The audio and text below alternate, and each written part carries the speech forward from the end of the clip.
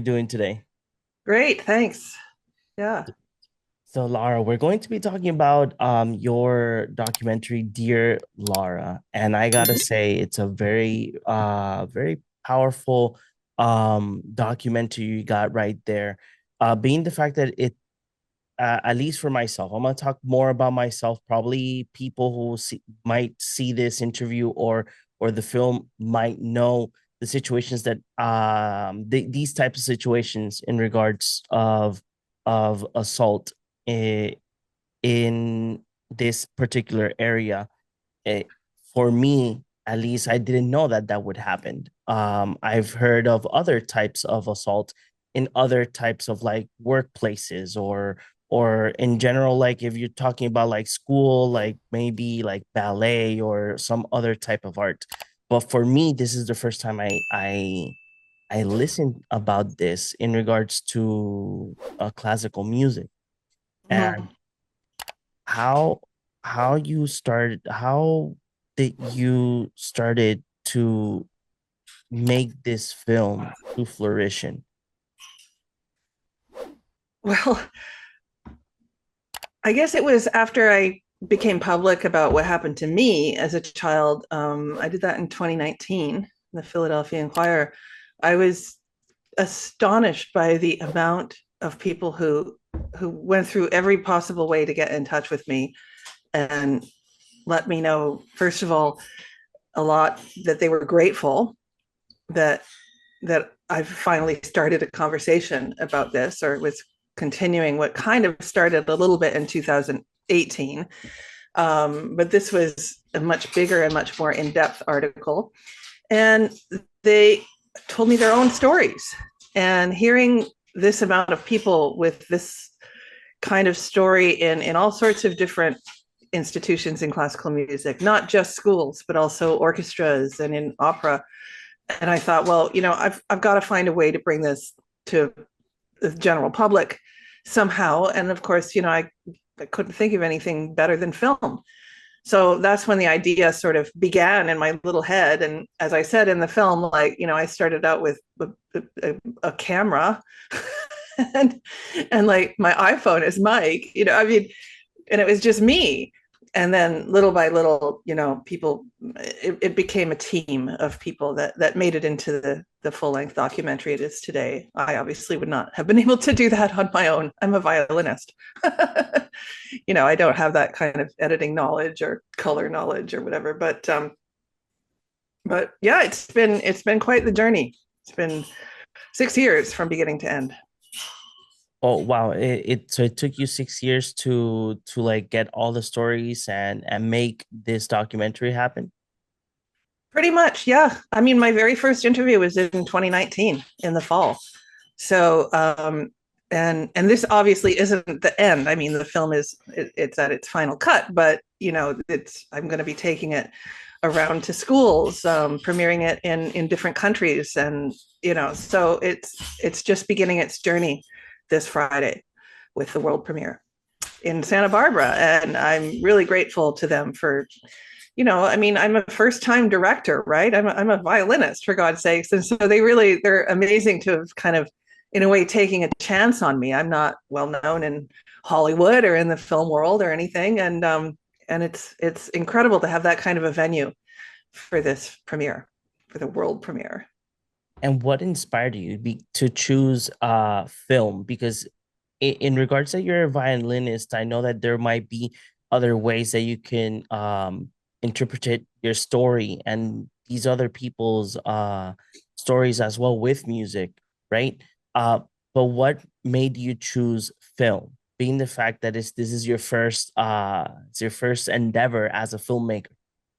Well, it kind of is. Like I've been editing my own music videos Okay. for 15 years or something like that. So I have some knowledge of editing. I first started editing because I got so angry that nobody could seem to synchronize violin playing. And I thought, well, if you want it done right, do it yourself.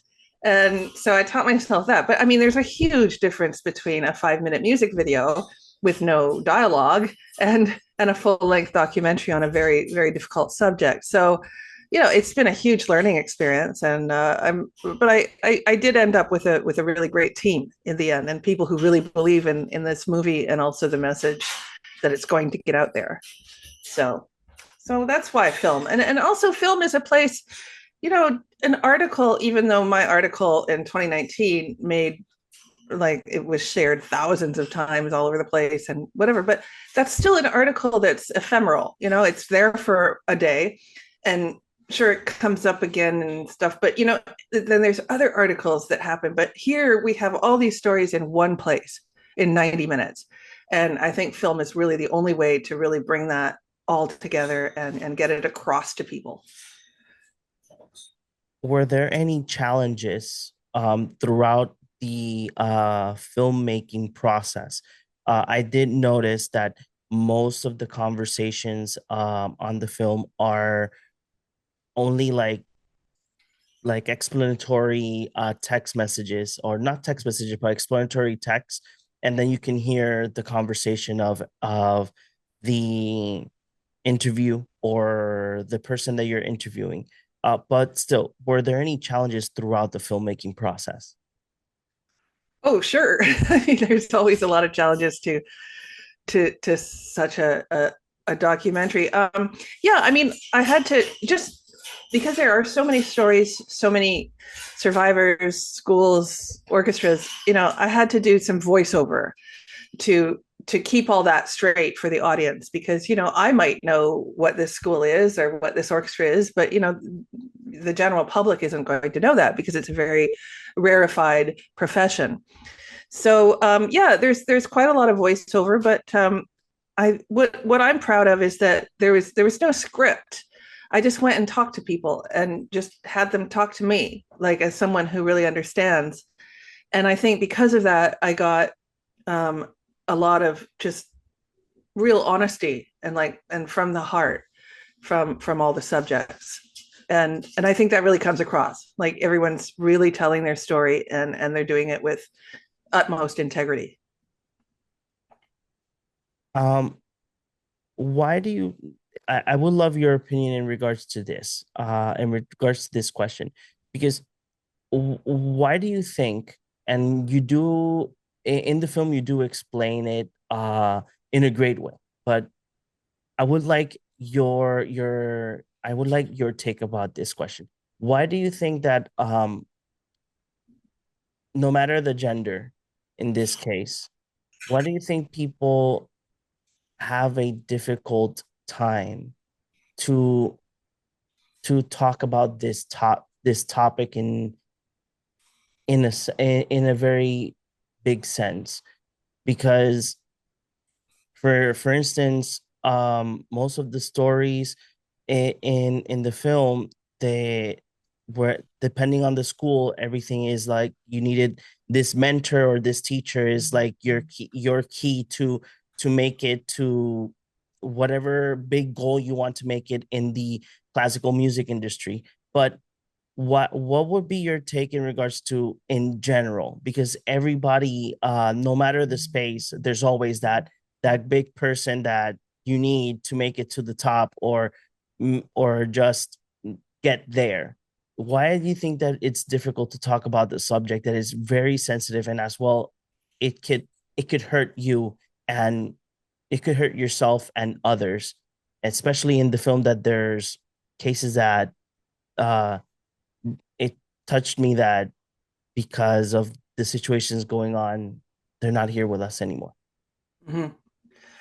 Well, it's very difficult to talk about, as I personally know, because there's a lot of shame attached to having been abused, especially as a child, and there's a lot of damage psychologically done, and it's not helpful. And I think finally we're getting it across to people that there seems to be a lot of victim blaming, especially when it has to do with women. Like, oh, this happened to you. Well, what were you wearing? It was probably your fault. So, which was kind of not possible to say in my case, because I was 14 years old. I came from basically a poor family. I mean, I had never had a drink of alcohol in my life. People couldn't say, "Oh, you were probably drunk," or this or that, or you probably led him on. I mean, he was 78 years old. In any case, it was absolutely disgusting, and it was disgusting to me at the time as well. And I think because of that, people started realizing that if I were able to come out about something like that, then their stories were also maybe going to start being believed. And I think that's the problem, is that there seems to be this idea that for some reason women want to make stuff up. And about this, it really never happens, because the backlash uh, and all that. But I mean, it's a very difficult, terrible thing to become public about child sexual abuse, and there's just absolutely no way that anyone would make this up. It just doesn't exist. And so what we need is that kind of realization from people that basically believe women, Hmm. because they have no reason to lie Yeah, about this. I completely agree. And One of some the men, obviously. No, yeah, exactly. Uh, but being the fact that this is something that happens more to females, they should be heard no matter the situation, no matter who's on the top, or if it's an important person, yes or no. Mm-hmm.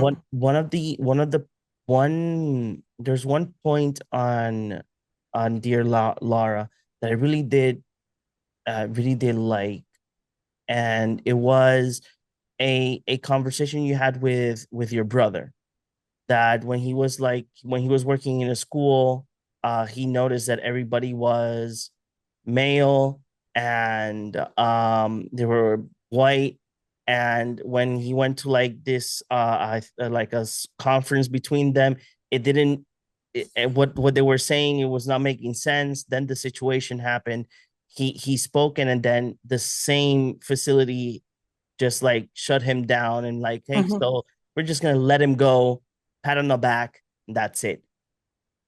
For me, that is very powerful, because usually, I'm not gonna say all the time, but sometimes when you have a family member that probably is in the same space or not, they don't believe their siblings on what they went through, and seeing him see what's going on is very powerful to show the people what's going on in this in the industry, right? Or Mm-hmm. in schools. What would you like people to take out of this film? Um, you mean with the sibling Yeah, like situation, or yeah, no, in general, in in general. general? Yeah, I mean, well, one thing I have to say is I've been incredibly lucky with family. I mean, if my husband has been behind me the whole way, and if it weren't for that, it would have been almost impossible, I think, to even have done the article in the first place, and the film and everything. And I'm very lucky with my brother, who's now a staunch ally in this fight to make classical music a safer place for women and children.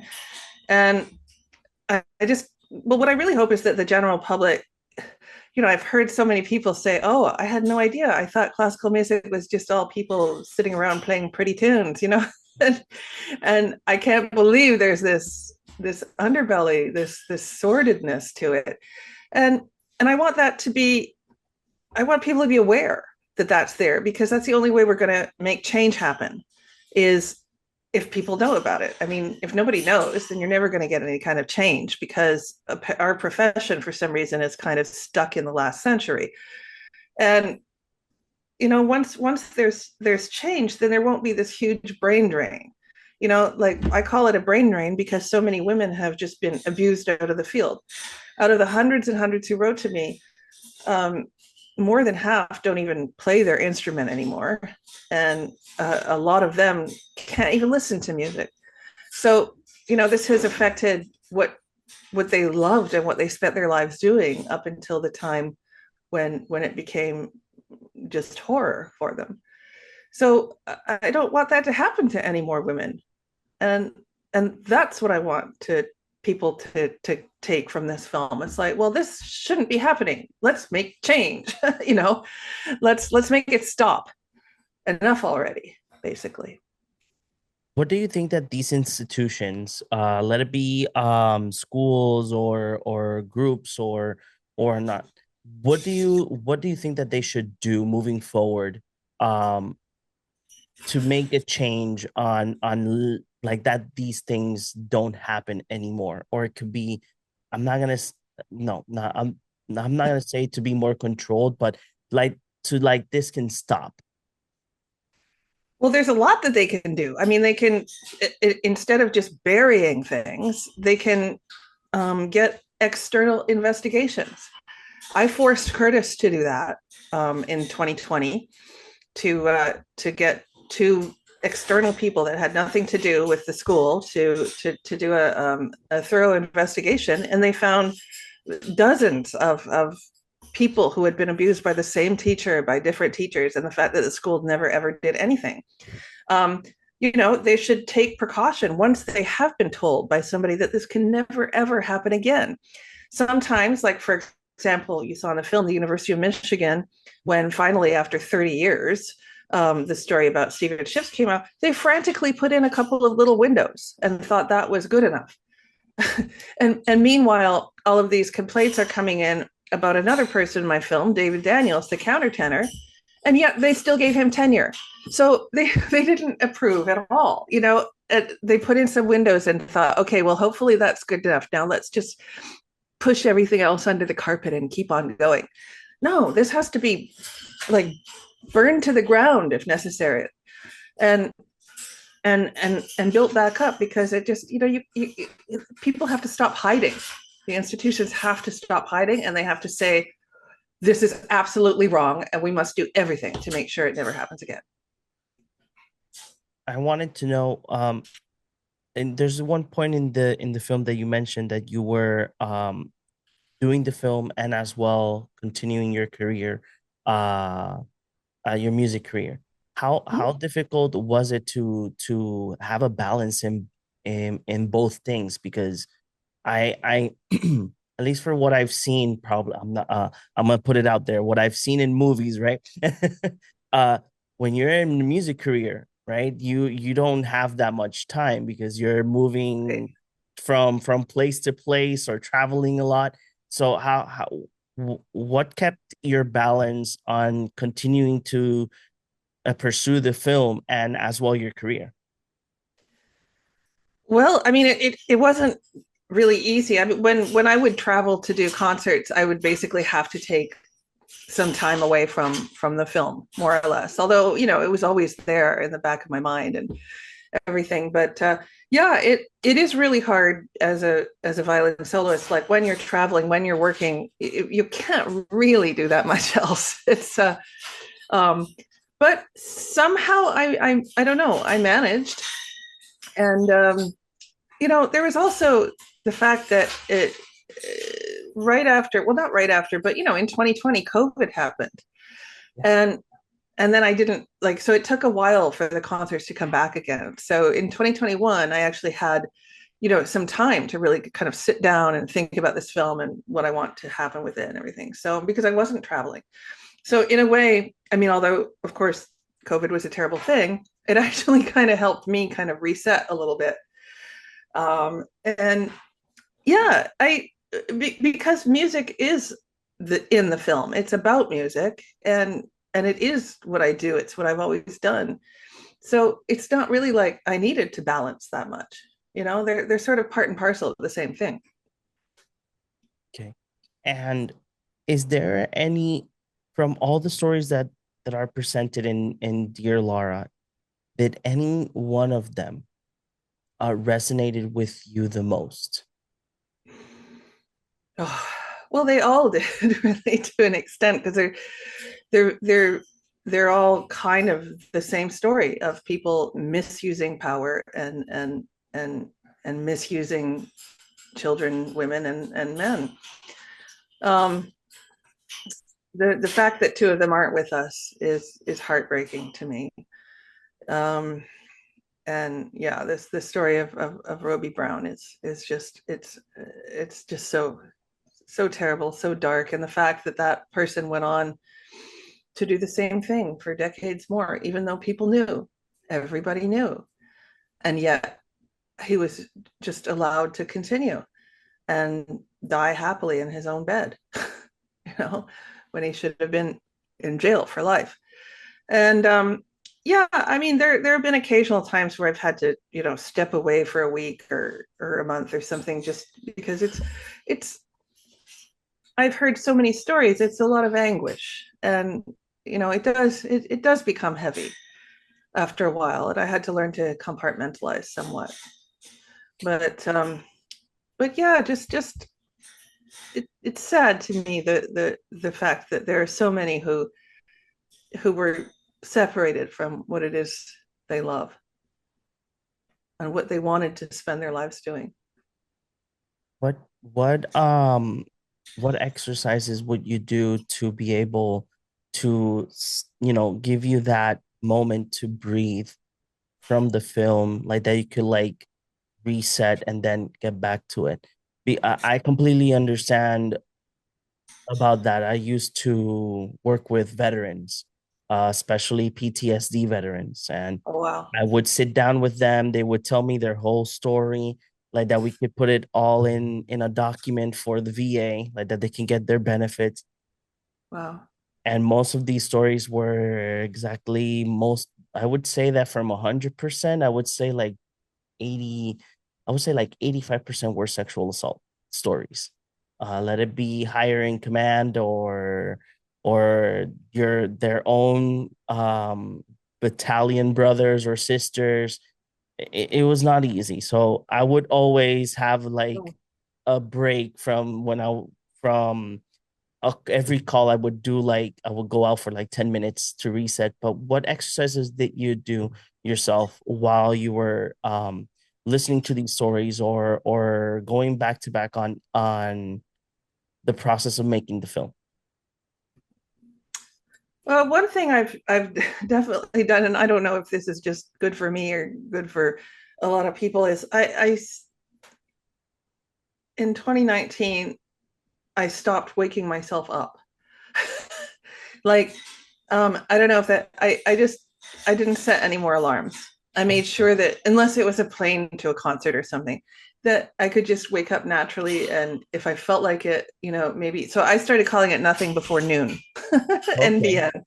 And somehow I think that's really helped me a lot. Like like getting enough sleep. I think a lot of people don't do that. And I used to kind of be a workaholic, and then suddenly I thought, I need to take care of myself before I can take care of all these people that I'm representing now. And so for me, just making sleep like a real high priority I think that's really helped. I know it sounds a little bit strange, but like just the fact that I know that I don't have to get up early it just makes me happy, and it makes me able to go to bed and read a book and not have to worry about alarms. So that's kind of a gift I've given to myself in my older age. And I think it's really helpful. But I mean, obviously, as you probably know with your VA work, therapy can be very helpful as well. I have a great therapist who's helped me through a lot. And and honestly, I have bad days. There are bad days when I just want to tear out my hair and think that it's all just hopeless, and how can we deal with so much evil in the world? And then I get up the next, well, afternoon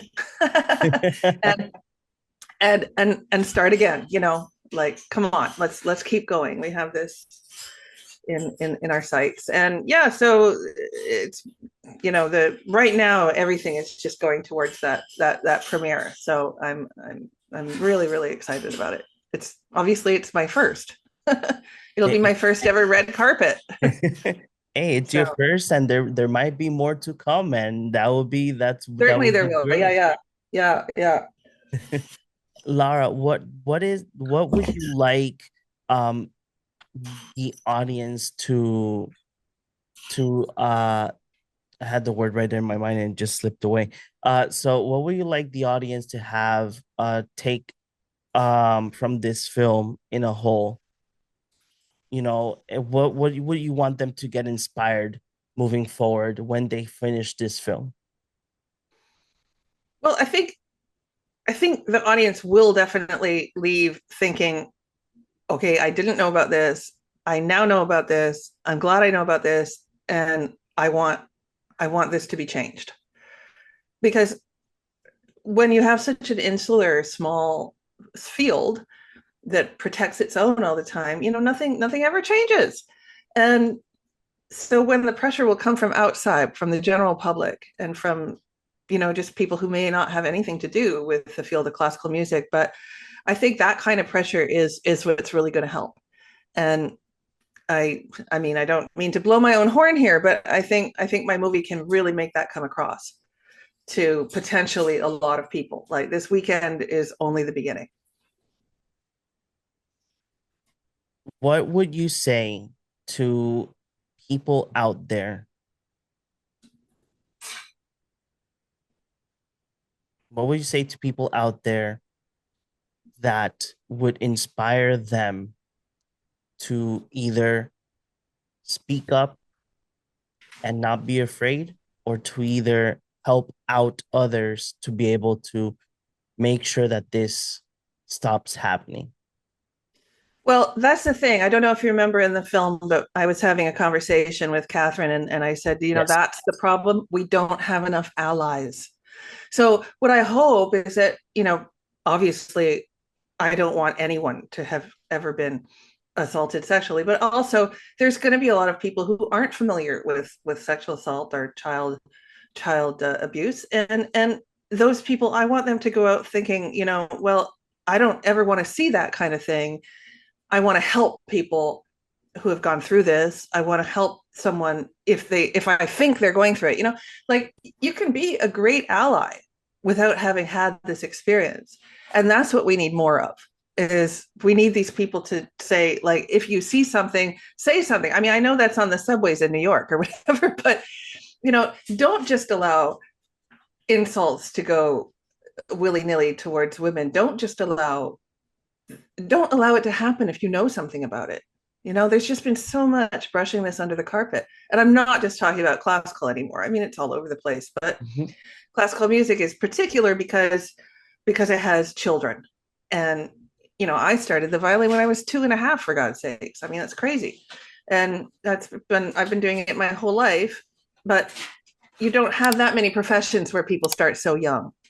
And that tends to become kind of hunting ground for predators. So, you know, yeah, basically support us and believe us. I completely agree. Lara, this would be my final question for you today. Mhm. And if you could describe Dear Lara in one word, what would it be? Oh, truth. Yes, I completely agree with that word. Lara, thank you so much for giving us the time to talk about your film, and super excited for the premiere. And I hope everybody takes a lot and become allies, or more people can speak up in regards to this situation, like that the world can see that this actually happens. And I hope to see you in another occasion here talking about any other future endeavor. Thank you. Thanks a lot. No, thank you. Bye bye.